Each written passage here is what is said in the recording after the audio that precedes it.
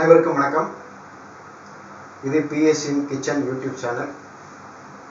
நம்ம சேனலுக்கு தொடர்ந்து ஆதரவு கொடுத்துட்டு இருக்கிற எல்லாருக்கும் ஃபர்ஸ்ட் என்னுடைய மனமார்ந்த நன்றியை தெரிவிச்சுக்கிறேன். இருக்கிறதுலே ரொம்ப ஈஸியானது வந்து பார்த்தீங்கன்னா மோர் குழம்பு செய்கிறது தான். அவசரத்துக்கு செய்யக்கூடிய ஒரு டிஷ். இந்த மோர் குழம்பு கூட நிறைய பேருக்கு சரியாக வராது. அது எப்படி செய்யணும் முறையாக அப்படிங்கிறத இன்றைக்கி வீடியோவில் நம்ம பார்க்க போகிறோம். இன்றைக்கி நம்ம செய்ய போகிறது வந்து பார்த்திங்கன்னா கத்திரிக்காயும் வெண்டைக்காயும் சேர்த்து ஒரு மோர் குழம்பு செய்ய போகிறோம். எப்படி செய்கிறதுன்னு பார்க்கலாம். இப்போ நம்ம வந்து இந்த கத்திரிக்காய் வெண்டைக்காய் சேர்த்து மோர் குழம்பு எப்படி ஒரு முறையாக செய்கிறது அப்படிங்கிறதான் பார்க்க போகிறோம். இப்போ நம்ம வந்து இந்த குக்கரில் ஒரு 4 ஸ்பூன் அளவுக்கு எண்ணெய் ஊற்றி வச்சுருக்கோம். குக்கரை பார்த்து தப்பாக நினச்சிக்காதீங்க. ஏற்கனவே இப்போ தான் சமையல் பண்ண பாத்திரம், அதனால் தப்பாக நினச்சிக்காதீங்க. இந்த எண்ணெய் வந்து காஞ்சிடுச்சு. நம்ம அதில் வந்து ஒரு 1/2 ஸ்பூன் கடுகு போடுறோம். இந்த கடுகு வெடித்த பிறகு அதில் வந்து நம்ம கருவேப்பிலை போடணும். அதில் வந்து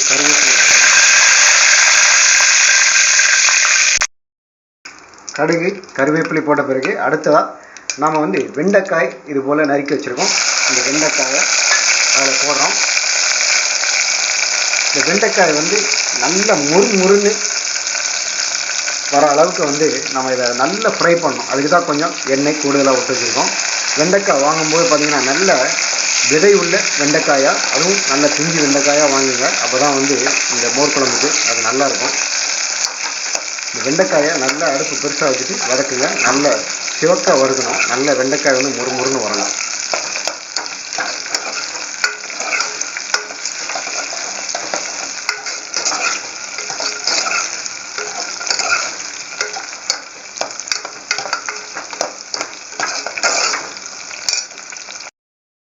இந்த வெண்டைக்காய் பார்த்தீங்கன்னா அந்த எண்ணெயில் போட்டு நல்லா பொரிஞ்சிக்கிட்டு இருக்கு.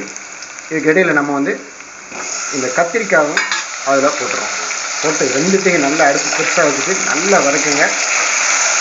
நல்லா ஃப்ரை ஆகும்.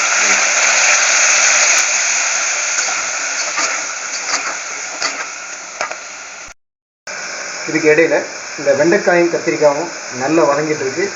இந்த மீன் டைம் நம்ம வந்து ஒரு மிக்சி ஜாரில் ஒரு 2 பச்சை மிளகாய் போட்டிருக்கோம், நறுக்கி போட்டிருக்கோம். கொஞ்சம் கருவேப்பிலை, கொஞ்சம் கொத்தமல்லி, அப்புறம் சின்னதாக நறுக்கி வச்சுருக்கிற இந்த தேங்காயையும் நம்ம வந்து மிக்சி ஜாரில் போட்டு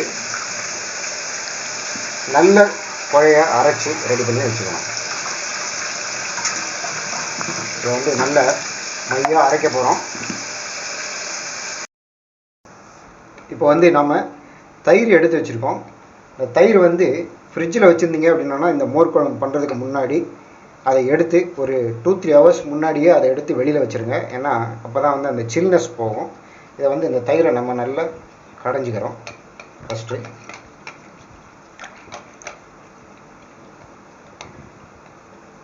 அதுக்கப்புறம் பார்த்திங்கன்னா நம்ம ஏற்கனவே இந்த தேங்காய், கொத்தமல்லி, பச்சை மிளகாய், சீரகம் எல்லாம் போட்டு அரைச்சி வச்சுருக்கோம். இந்த தேங்காய் விழுதையும் அதில் வந்து நம்ம கொட்டிடணும்.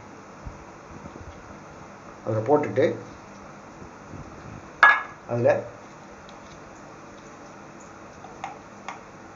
ஒரு 1/2 ஸ்பூன் அளவுக்கு மஞ்சள் தூள், அப்புறம் வந்து கல் உப்பு ஒரு 2 ஸ்பூன் போடுறேன்னா உங்களுக்கு நீங்கள் தேவையான அளவு அதில் போட்டுக்கோங்க. 2 ஸ்பூன் அளவுக்கு போட்டுக்கிறேன். அப்புறம் பெருங்காயத்தூள் ஆட் பண்ணிக்கிறேன். உங்களுக்கு எவ்வளோ தேவையோ பெருங்காயம் ஆட் பண்ணிக்கோங்க. இப்போ இதை வந்து நம்ம என்ன பண்ணுவோம், நல்ல கடையணும். தேங்காய், மஞ்சள் தூள், பெருங்காயம் எல்லாம் அந்த தயிரோடு நல்லா கலக்கணும். அதுக்காக நம்ம வந்து இந்த தயிர் மரத்தை வச்சு நல்லா கடையிறோம்.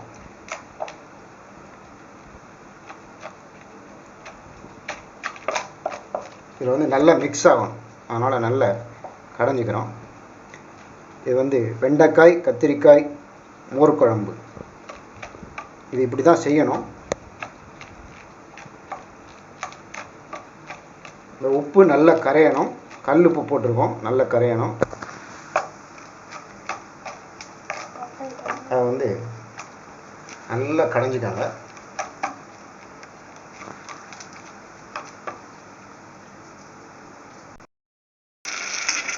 இந்த வெண்டைக்காய் கத்திரிக்காயெல்லாம் பாருங்கள், இது வந்து நல்ல எண்ணெயில் பொரிஞ்சிருச்சு. இப்போ நம்ம கடைஞ்சி வச்சுருக்கிற அந்த கலவையை, தயிர் கலவையை அதில் வந்து ஊற்றுறோம்.